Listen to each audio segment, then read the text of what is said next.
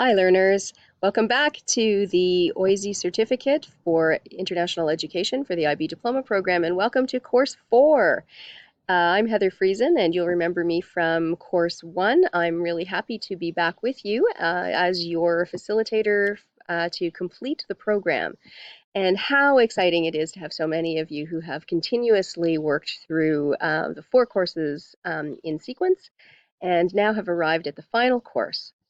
In Course 4, we're going to focus on professional learning and the capstone project. So in this one, you'll be able to put into motion all of your learning that you've been engaging with since we began back in January.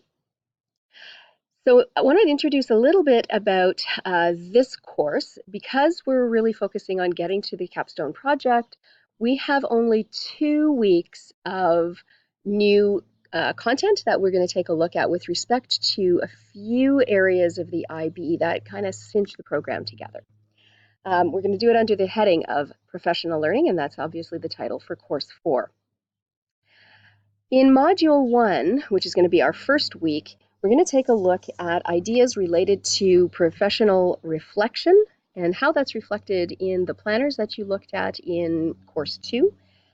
We're going to look at really what does it mean, international education, and some ideas around that.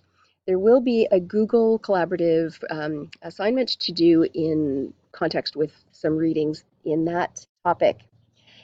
It will also take a look at program evaluation, how that actually happens in schools.